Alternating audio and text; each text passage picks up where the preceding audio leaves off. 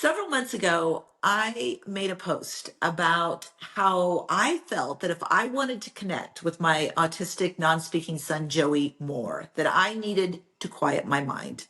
So when I posted about this and looking for techniques and ways, I had a wonderful gentleman reach out to me. His name is Khedun.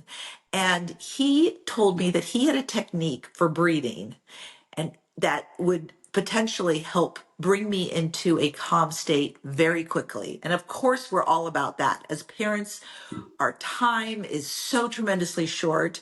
We barely have time to go to the bathroom, let alone sit and quiet our mind to breathe. Not to mention, there's a lot of chaos going on. So I asked Raj to be on the show today so that he can help teach all of you maybe a few techniques that you can use to quiet your mind and consequently be able to quiet your life. Raj, thank you so much for joining us today. Yeah, absolutely, Betsy. I'm so happy to be here and see, what love and, peace we can bring to people. So, yeah. Oh, that warms my heart that you are so kind to do this. And it was really great to have you and Marlene reach out to me because it's so funny because I do have people that reach out for various reasons, but there was something I knew I needed. And I've been meditating, oh my goodness, decades, but Mm, I've never been great at it. I have a very ADHD, very hyper mind, very, they call it the monkey mind, and we'll talk yeah. about that in a little bit. Yeah. But it was Something. always really, yeah, there we go. Yeah. It's right there. But I was always really challenged with finding ways to quiet it. But I have to tell you, and the reason I'm saying this up front, we can talk more about this, but Joey has noticed a remarkable difference in me since I have put so much focus on quieting my life. Whether it's through your breathing techniques, whether it's through practices that I'm doing, um, attitudes that I'm having, he has spelled and truly expressed in the ways that he's able to how much more enjoyable I am to be around. Now, in fairness, Yeah. he's living in an apartment and I have a lot of days off now. So it Mm, is a lot easier for me. But I know it. I know in my soul that what you're going to be able to teach today, a lot of parents, even in those two stolen moments, and maybe it is while you're in the bathroom, because that sometimes is the only time that we get some quiet, that's right. that you can help us learn a little bit ways of doing that. So Yeah. tell me about the technique, why you developed it. Okay. Do you know, Okay. I was always interested in evolution. Like, how does one species move to a higher species and gather more intelligence and become more evolved? And when it comes to humans, how do we do that? How do we become more evolved? Do we have a choice? What variable can we grasp and take control of that we can actually consciously evolve ourselves, Yeah. right, to higher and higher levels? Because everybody wants greater understanding, greater wisdom, ability to connect more and more with more different types of people, to enjoy the fullness of life. We are here for expansion. That Yeah, plain and simple. That we are here to create more than what has ever been created before and to have the best time possible doing it, if correct. possible. Exactly. Exactly. So that's the evolution thing has been following me all my life. I can't, and I don't want to get away from it because I love it. I would hear things talk, about evolution, about Darwinism, about human effort and human, Yeah. decision to create a better life, to expand yourself in the five life areas: physically, financially, in terms of relationships, emotionally, mentally, and spiritually. So these are Yes. five life areas. It's kind of like why we have five fingers. It's like why we have five elements, you know. So that idea was there.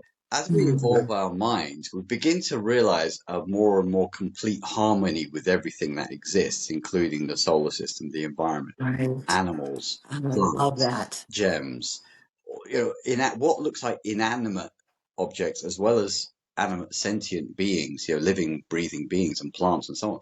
You begin to realize the harmony with all of this, and you realize that essentially it's all within yourself. It is. That's where we're It getting is. to. We are all connected. Yeah, We are all connected. that's it. And the consciousness is definitely shifting to a way of understanding that this is the fact that we are all connected and that you cannot separate us. So, okay, so tell me then from that, Mhm. what made you focus on the breath?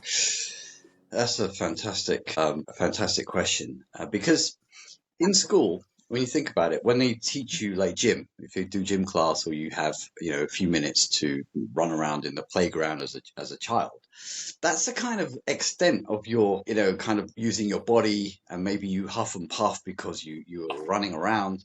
But what does the breath actually do?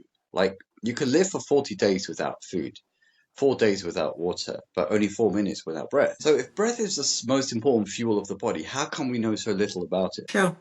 True. And why don't we spend more time talking about it as a way to assist us in our day-to-day life? Exactly. Exactly.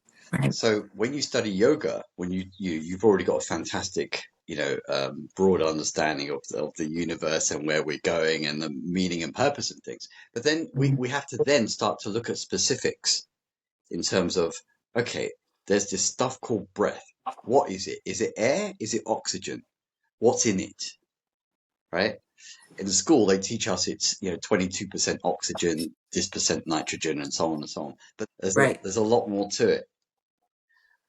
So what we know from the yoga traditions, or any of those esoteric, practices, without getting too in depth about it, they all acknowledge that in this atmosphere is full of power, it's full of energy, and the constituents are light, electricity, and magnetism. It's all around us 24/7. Right. The funny thing is, because we take it for granted, like fish in the sea, they take it for granted that they swim in water. And if you ever told them, do you know what this stuff is? And they'll say, what? What you're swimming in? Well, what is that?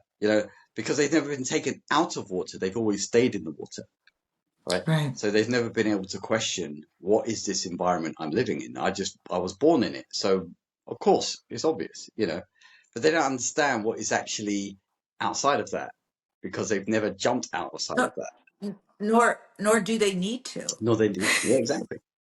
Yeah. But humans are a lot more curious than that, right? We Yeah. have a Yeah. mental expansion, Absolutely. desire to learn and question and understand. So if they have the desire to question, it means they also have the ability to get answers also. So that's where I started experimenting with the breath to understand how it evolves consciousness, how it evolves the brain, how it can impact your nervous system and your immune system. Okay, makes tremendous sense. And we Yeah. hear about this a lot. And like you said, through yoga practices, as well as other different types of meditations that are out there, is that focusing on the breath. And, I got to say though, one thing that's always irritated me, it's irritated me, but yet I believe in it at the same time. And that is when you are having your own internal meltdown and someone says to you, now take a breath, and you're just like, no, this horrible thing is happening, but there is a reason that we need to take a breath. Yes, absolutely, absolutely.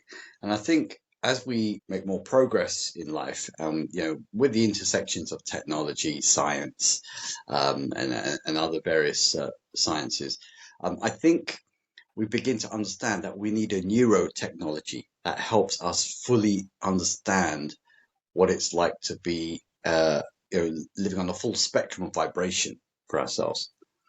You know, Mhm. um, so using the breath, you can use the breath to enhance the quality of your brain and your thinking, for example. So imagine you've got lots of little bubbles in your brain, like the brain cells. Yeah, you've got Right, 27 right. billion, something like that. And they're all like little bulbs. Imagine that, like little bulbs. But they're small. They're still infant. They have a little bit of light, right? But Okay. when you bring breath into them, you kind of enliven them up and make them brighter and brighter and brighter, right? I love that visual. Yeah, That is a great visual. yeah. And Yeah. and when the more you do that, the more the cells kind of like elastic, they kind of expand, expand, expand, and then they start to get bigger and bigger and bigger. And your perception, your vision, your internal understanding also expands constantly, constantly, constantly, the more you do it. That makes tremendous sense. Yeah. So now let's help the families out there. Yeah.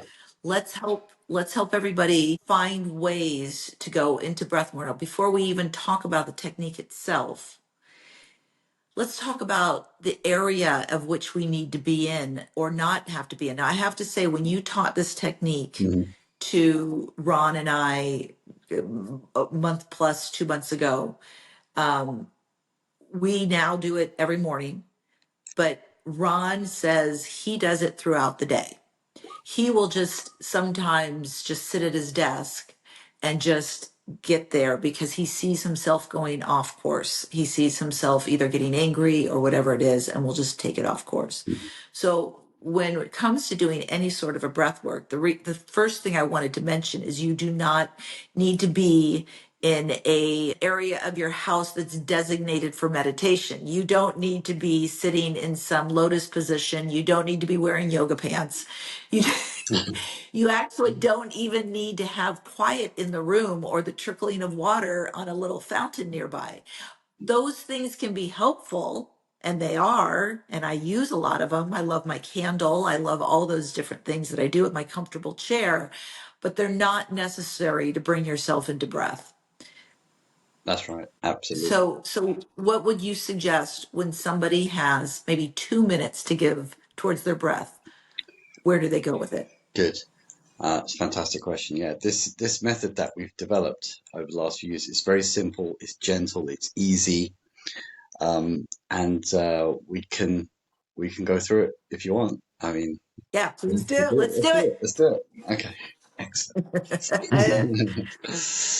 um, so what we And do keep in mind, there are people that are watching this, but there are also people that are listening to this. So, is a very gentle meditative exercise.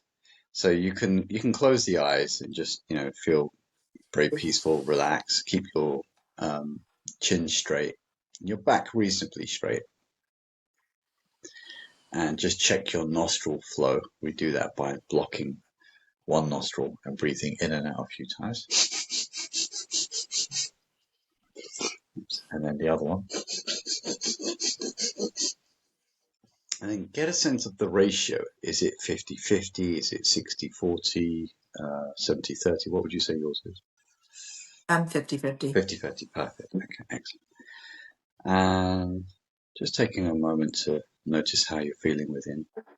On a scale of 1 to 10, Betsy, how would you say you're feeling now, where 1 is terrible and 10 is amazing? I'm doing pretty well today. So let's go with a 6 because there's always room for improvement. Absolutely. Let's see what we can do. Okay. So what we're going to do is breathe in 3 times through the nose in 3 parts, and then 3 times out of the mouth in 3 parts, with a slightly elongated exhale on the third out breath. So it's like this.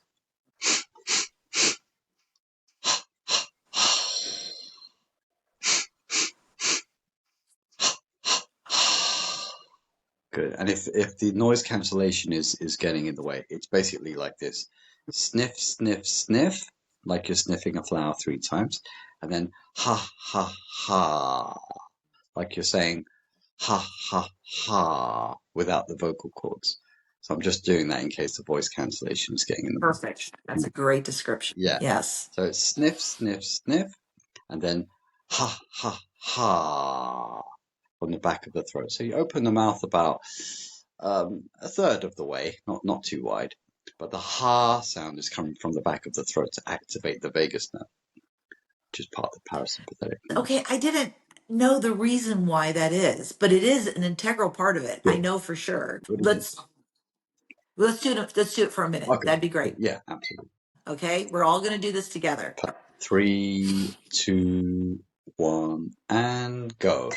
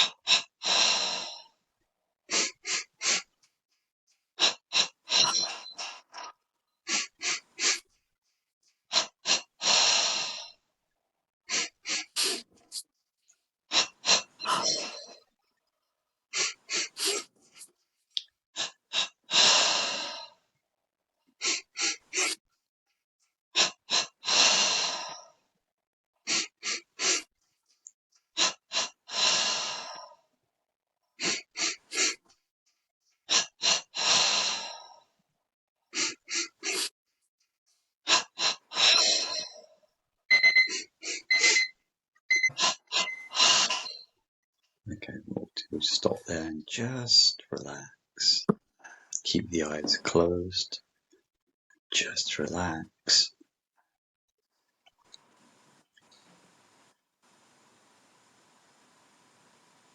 And just gently notice and observe what's happening with it. Just relax.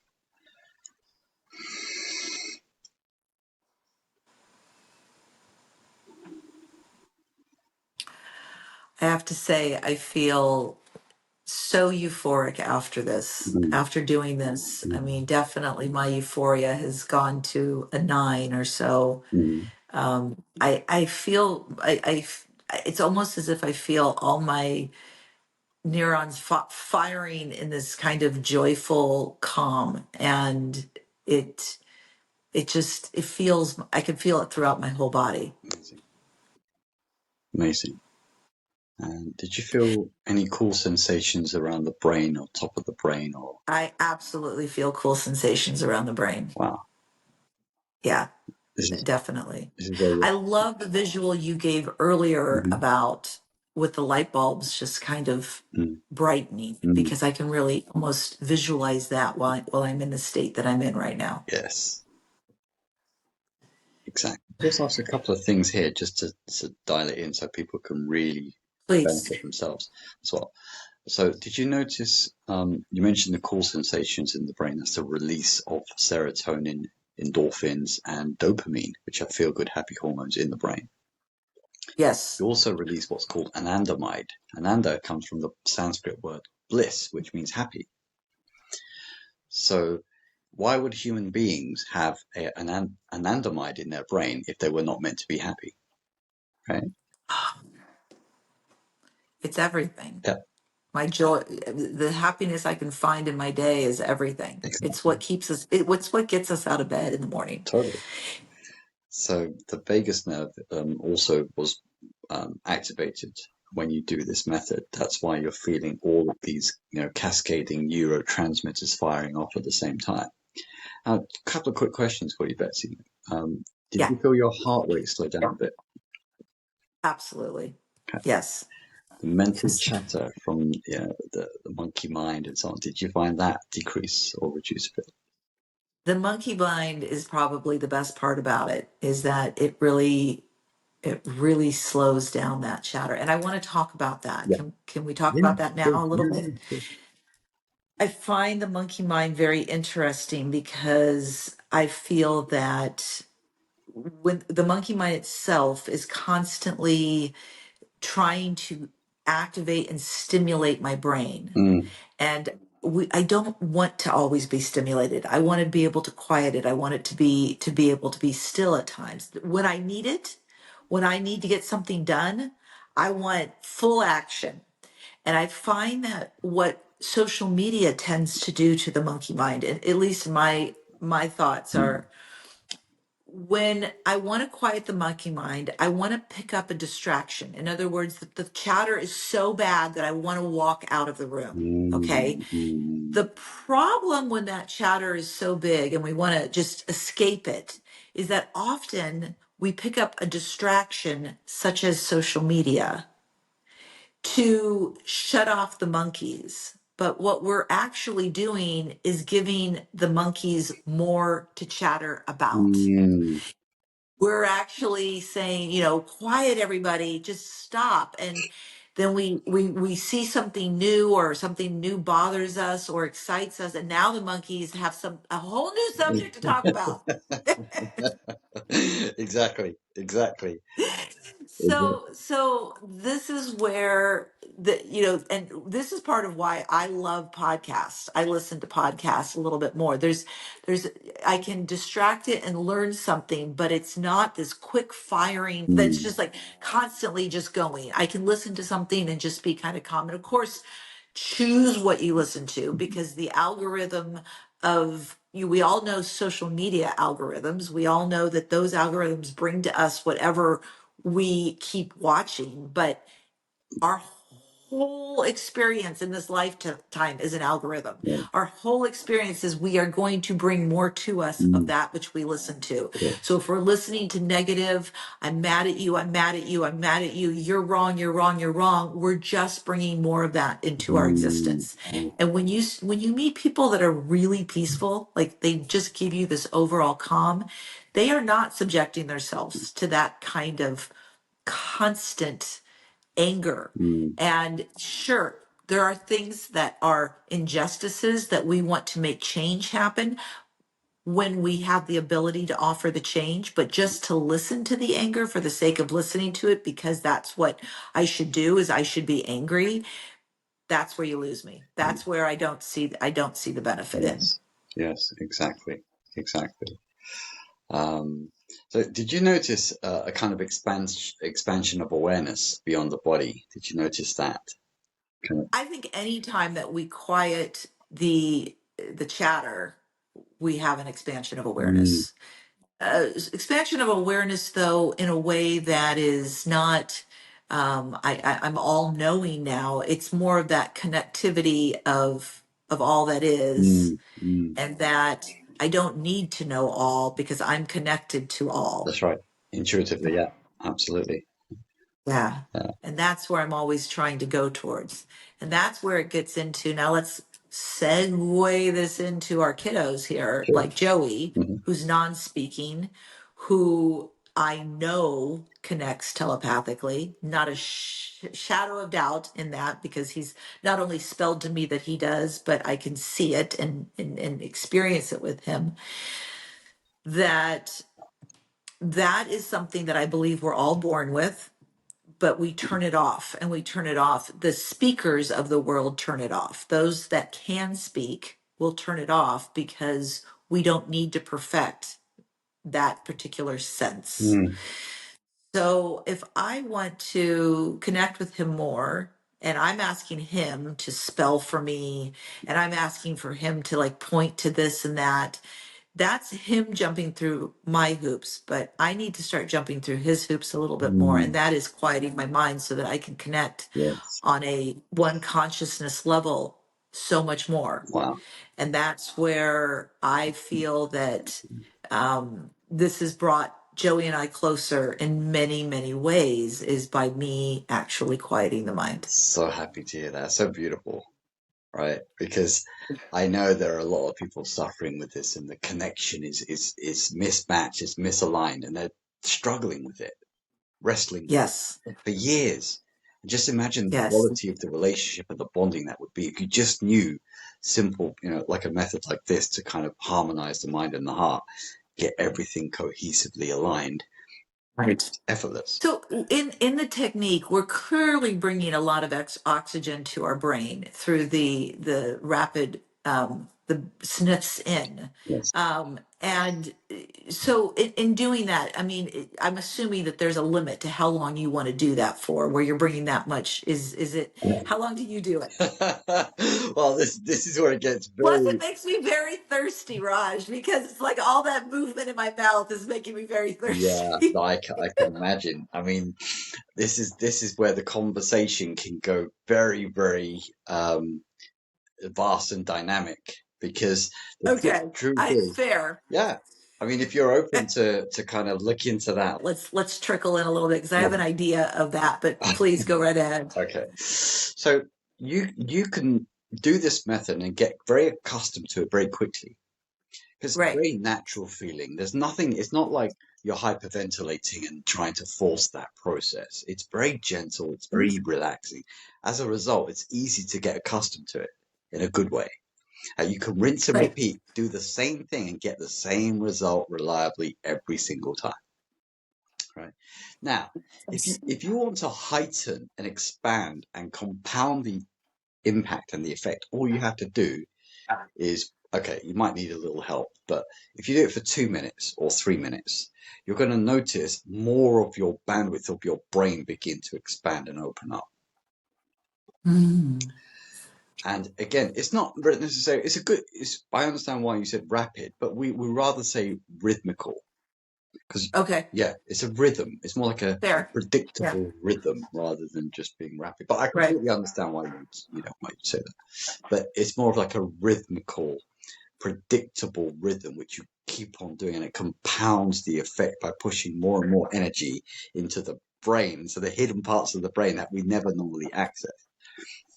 Ah, 3 minutes. that makes sense. 3 minutes. Okay, so if we can do it even longer, because what I've been doing with Ron is we do it for 2 minutes, Perfect. and then we go directly into just general meditation. Okay. So we set our timer for 15 minutes. We do the breath work for 2 minutes because you feel so euphoric after doing the breath technique that it puts you in such a great place for your meditation. And that's when, you just get to sit there and relish all of the joy that's firing up inside of you.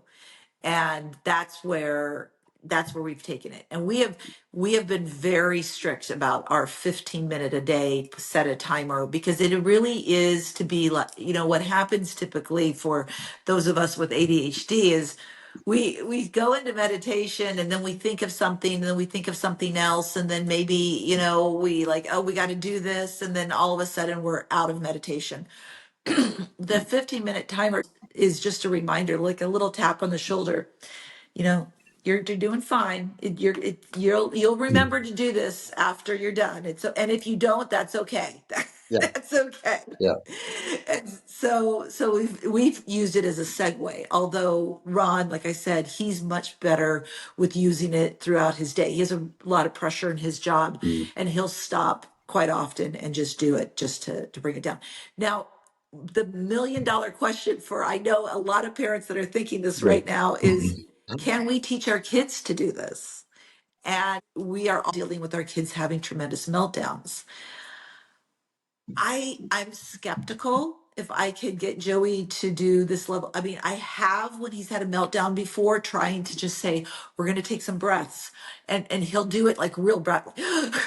And then he's out of it. My hypothesis is that if you can catch it during the downfall leading into the meltdown, you might be able to save it from going there. But once you're in the meltdown, Mm. I don't know if you've ever experienced an autism meltdown before, but it is tremendous. And telling somebody to breathe, I don't think is not always going to be very productive. That's such an interesting question. It's also, I understand the problem and the gravity of how that can be quite distressing for family members and so on. But Right. on the same um, on that same idea, you could also say whenever they are relaxed, whenever they are fairly composed, let's try it for 2 or 3 minutes then. And once they begin to feel the benefits, they can remember it, and they go back to the same one toolkit, the Such same good one kit, the advice. same one thing. Yeah. Done. No, I think that's a great idea. That's the time to do it, because you don't want to be trying to teach something during an escalation, No. where things are very, very challenging.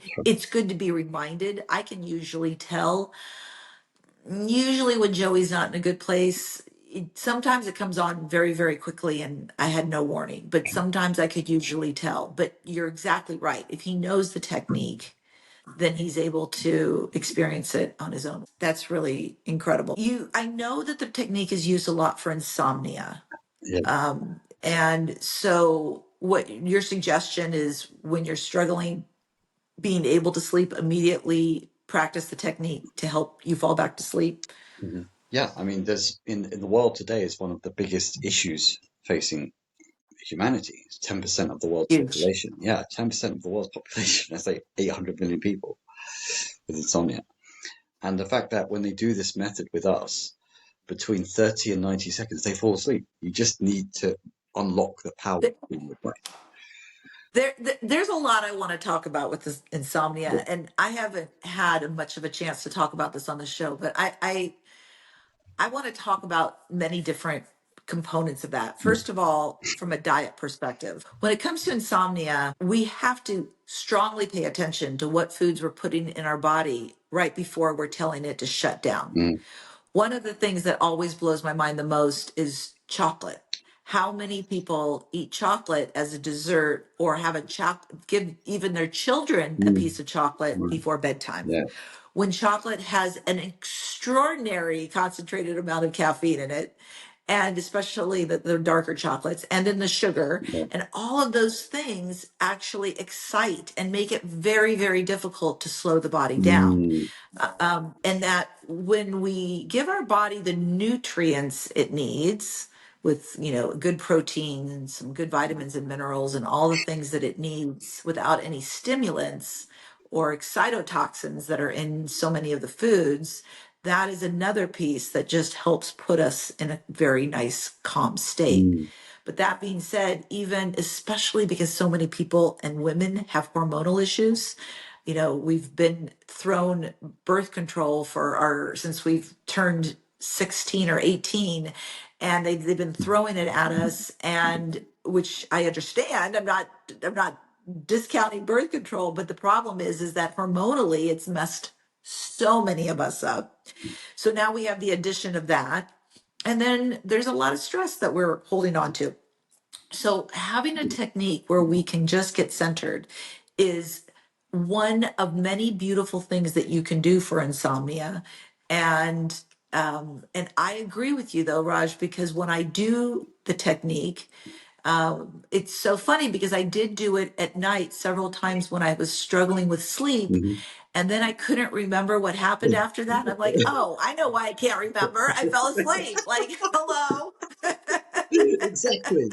Exactly. It's exactly what we're doing with people. And they say, Raj, I've had insomnia for 5 or 10 or 15 years. How are you going to do this with this simple, easy method? I said, watch how it works. They do it within like a day or two. They're already sleeping. I said, what happened? Like, what happened? I just fell asleep. Well, yeah, you did the method. You only did it for 30 seconds or Right. 40 or 50 seconds. And you just slipped. If you weren't already lying in bed, you just slipped under the cover and you just fell asleep.